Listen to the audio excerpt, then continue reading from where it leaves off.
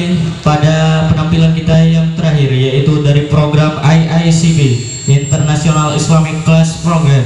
Kepada yang bersangkutan dipersilakan.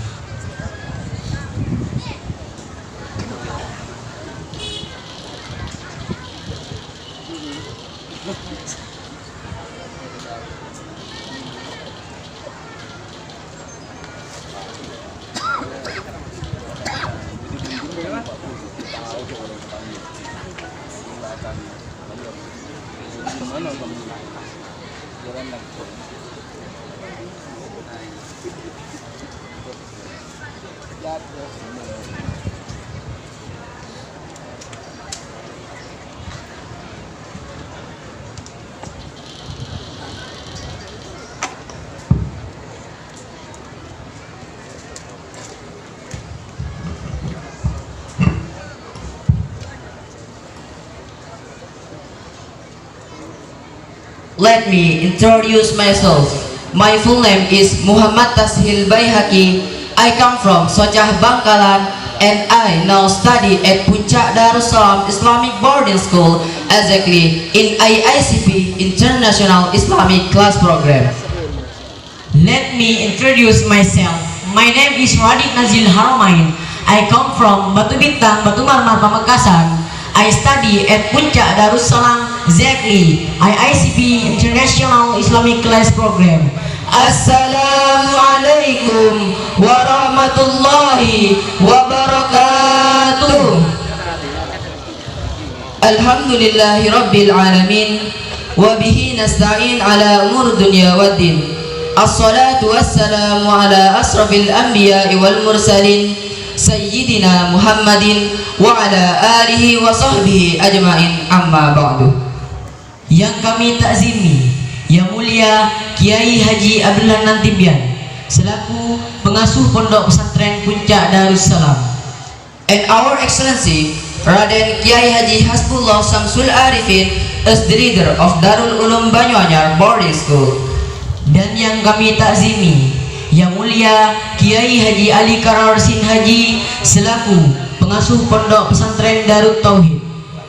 Respectable to the all teachers, managers, asatid of Puncak Darussalam Islamic Boarding School, especially IICP teachers. Yang kami hormati seluruh wali santri, tamu undangan, dan para hadirin yang kami hormati dan cinta sayangi. First of all types of perfect belong to Allah, as the God of this world. Him only we do worship, and Him only we ask for blessing and protection when reward are for righteous. He has given us mercies and blessing, so we can attend and get to the meeting in this place, namely HDI Haflah Tasakur Imtihan, in good condition, in happy situation. Kedua kalinya selawat dan salam marilah kita curah limpahkan kepada junjungan Nabi besar Muhammad sallallahu alaihi wasallam. Allahumma shalli wa sallim wa barik alaihi. Utusan terakhir, manusia terbaik yang telah membimbing kita dari alam kegelapan menuju alam yang terang benderang, dari alam kebodohan dibawa ke dunia yang penuh dengan ilmu pengetahuan, yakni dengan adanya Islam dan iman. Happy audiences whom we admire, standing in front of you all here, we would like to present about the getting love of Allah with purification, menggapai cinta Allah dengan bersuci. Qala Allah Ta'ala fi kitabihil karim, A'udhu billahi minasy syaithanir rajim. Bismillahirrahmanirrahim. Innallaha yuhibbut tawwabina wa yuhibbul mutatahhirin. Truly Allah loves who repent on Him and loves those who purifies themselves by taking bath, taking ablution, cleaning and washing to our God Allah Subhanahu wa Ta'ala. Al-Baqarah verse 222. Allah Subhanahu wa Ta'ala berfirman di dalam kitab Al-Quran yang mulia, sesungguhnya Allah mencintai orang-orang yang bertaubat dan mencintai orang-orang yang bersuci. Quran Surah Al-Baqarah ayat 222. Taharah or cleanliness or purification is the one of way to cleanse our body from the other thing, from hadas and najis. And in Islam, cleanliness has good place because one of requirement of prayer is we must clean from hadas and najis.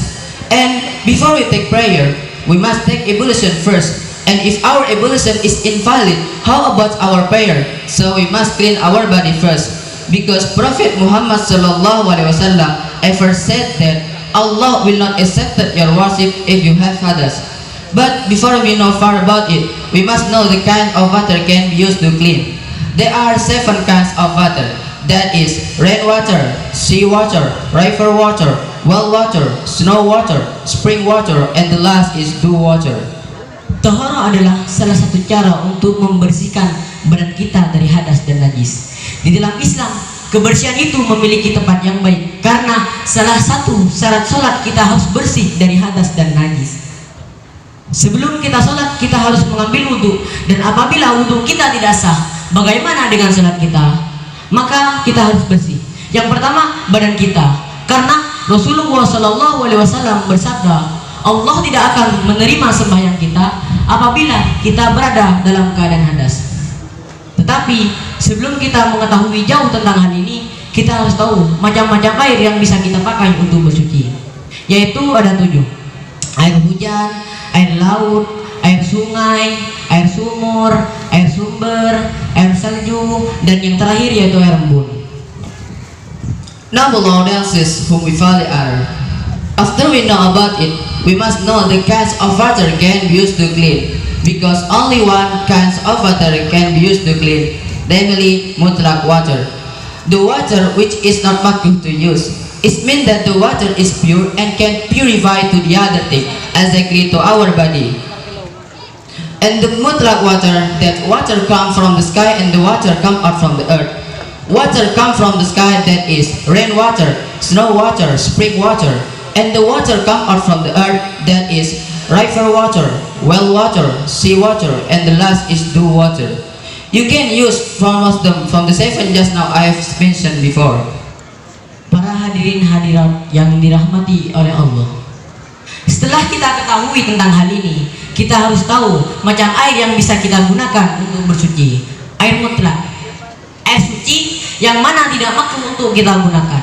Maksudnya bahwa air mutlak itu air suci yang bisa mensucikan sesuatu, yaitu air yang turun dari langit dan air yang keluar dari bumi. Air yang turun dari langit seperti air hujan, air salju, dan air embun.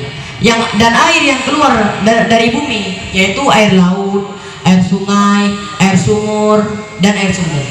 Dan satu dari air 7 tersebut bisa kita pakai untuk bersuci. The other kind of water is musammas water. That water has been heated on the sunlight by using fire or electric, such as hot water, warm water, and others. And do you know what the law of it that makruh to use? The next kind of water is musta'mal water. Do you know what the kind of it? The water that clean but cannot to purify to the other thing, exactly to our body. Because the water that has been used, for example, you take ablution, you wash your face and you wash your hand. That water has been used that is clean but cannot to purify to the other thing. And the water just now has been used that is called by musta'mal water. Dan macam air yang lain yaitu air musammas. Air musammas adalah air yang dipanaskan menggunakan sinar matahari, api, atau listrik. Seperti air hangat, air panas, dan lain-lain. Dan hukum menggunakan air tersebut yaitu makruh. Dan macam air selanjutnya yaitu air musta'mal. Air musta'mal adalah salah satu air yang suci tapi tidak bisa mensucikan. Dan apakah kamu tahu tentang jenis air ini? Yaitu air yang telah digunakan untuk bersuci. Ini adalah air suci tapi tidak bisa mensucikan badan kita atau yang lainnya, karena airnya telah digunakan untuk menyucikan anggota wajib dari wudhu. Contohnya, di saat kita mengambil wudhu, kita mencuci muka kita dan tangan kita.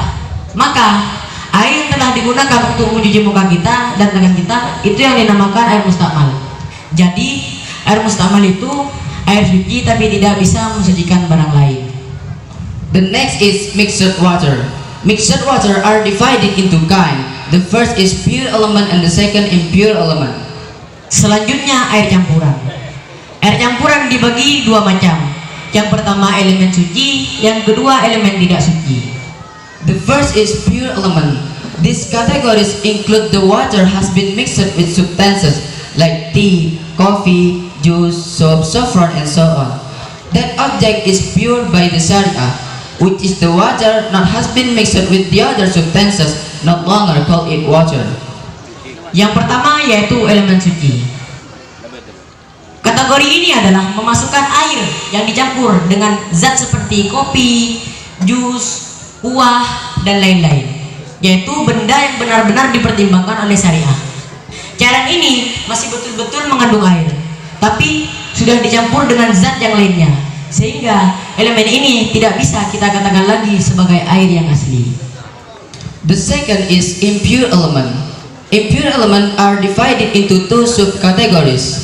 The impure substances after the taste, color, or odor of the water, in this case it cannot be used for purification. According to Ibnu Al-Mundir and Ibnu Al-Mulakin, there is a consensus on this point. The second category is the liquid is still considered water. That water alter the taste, color, or odor of the water and may be used for purification. Yang kedua yaitu elemen tidak suci. Kita bisa membagi kategori ini menjadi dua kategori cadangan. Yang pertama yaitu zat yang tidak suci yang mengubah warnanya, rasa, dan baunya. Dalam kasus ini tidak bisa kita gunakan menurut Ibnu Al-Munzir dan Ibnu Al-Mulakin, sebagaimana persetujuan umum dalam hal ini. Dan yang kedua yaitu berlaku sebaliknya. Blast, teacher, gas, and all audiences. So, in the first step to study about Tahara and how about the limitation of water, according to Imam Wahb Zuhaili and his kitab Fiqhul Islam wa Adillatuhu, is 500 liter or 270 liter, it will be najis because the water, the color is changed, the taste is changed, the aroma is changed. It will be najis even the water 270 liter. Para hadirin yang berbahagia, maka langkah pertama untuk belajar taharah dan bagaimana batasannya, menurut Imam Wahb Zuhaili di kitabnya Fiqhul Islam wa Adillatuhu, yaitu 500 liter atau 270 liter. Dan penyebab air menjadi najis, aromanya berubah, rasanya berubah, dan warnanya juga berubah. Maka air akan najis walaupun sampai 270 liter itu tetap akan najis. Besides that purification, not only use water, but we can use other elements such as stone, land, and siwak. Stone is used for istinja, from urination and defecation if you don't want to use water. Land or dust is used for tayammum if we didn't find water. And the last is siwak, that is used for cleaning our tooth, because Prophet Muhammad sallallahu alaihi wasallam ever said that wasiwaku mutahharatun lil fami mardatun lir rabbi. Di samping itu, taharah atau bersuci tidak hanya bisa dilakukan dengan air, tapi juga bisa kita lakukan dengan elemen yang lain seperti batu, debu, siwak. Batu adalah digunakan di saat kita istinja dari buang air kecil maupun buang air besar apabila tidak menggunakan air. Debu adalah digunakan di saat kita tayamum apabila tidak menemukan air. Kayu siwak digunakan untuk membersihkan mulut kita. Nabi Muhammad SAW telah menganjurkan kita untuk menggunakan siwak di setiap kondisi. Dalam sabdanya, wasiwaku mutahharatun lil fami mardatun lir rabbi. The siwak toothstick as clean our mouth and pleases our God. If we pleases to our God Allah subhanahu wa ta'ala by this purification, namely siwak, Allah will pleases or love us. Besides that purification from hadas and najis by taking ablution, taking bath, istinja, tayammum, and doing siwak for showing to our God Allah subhanahu wa ta'ala and his messenger is Holy Quran Surah Al-Imran verse 31. Siwak mensucikan dan membersihkan mulut serta mengundang ridho Allah subhanahu wa ta'ala. Jika kalian mencintai Allah Subhanahu wa taala dengan cara membersihkan diri, maka Allah juga akan mencintai kita. Adapun membersihkan diri yang telah kami sampaikan di atas berupa mandi, wudu, tayamum, istinja ataupun menggunakan siwak adalah merupakan bentuk kepatuhan kita kepada Allah Subhanahu wa taala dan Rasulnya. Dalam firman-Nya surah Al-Imran ayat 31. Bismillahirrahmanirrahim. Qul in kuntum tuhibbunallaha fattabi'uni yuhibbukumullahu wa yaghfir lakum dzunubakum wallahu ghafurur rahim. Say, O Muhammad, to mankind, if you really love Allah, then follow me. I accept Islamic monotheism. Follow the Al-Quran and the Sunnah. And Allah will love you, forgive you your sin, and Allah is most forgiving, most merciful. Katakan, wahai Muhammad, jika kalian mencintai Allah Subhanahu wa taala, maka ikutilah aku. Niscaya Allah akan mencintai dan mengampuni dosa-dosa kita. Allah Maha Pengampun lagi Maha Penyayang. Therefore, let's get love of Allah by this purification and become a good Muslim by learning fiqh well and become love Muslim wherever and whenever we are. Oleh karena itu, marilah kita gapai cinta Allah dengan cara bersuci baik jasmani maupun rohani. Lebih mengetahui cara bersuci yang baik dengan cara belajar fikih yang benar, serta selalu menjadi muslim yang baik dan dicintai oleh Allah Subhanahu wa taala. Allah dances in one aqidah rahimakumullah jami'an. Probably that's all that I can present in front of you all. Forgive me so much for the mistake I made.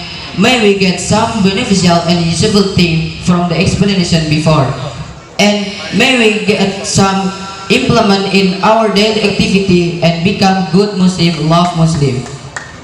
Para hadirin hadirat yang kami hormati, hanya ini yang dapat kami presentasikan. Mohon maaf jika ada kesalahan. Semoga kita mendapatkan kemanfaatan dan kebaikan dari apa-apa yang telah kami sampaikan. Semoga kita mendapatkan kemanfaatan dan dapat mengamalkannya di kehidupan kita sehari-hari, sehingga kita bisa menjadi muslim yang baik dan dicintai oleh Allah Subhanahu wa taala. Sekian dari kami. Wassalamualaikum warahmatullahi wabarakatuh. Waalaikumsalam warahmatullahi wabarakatuh.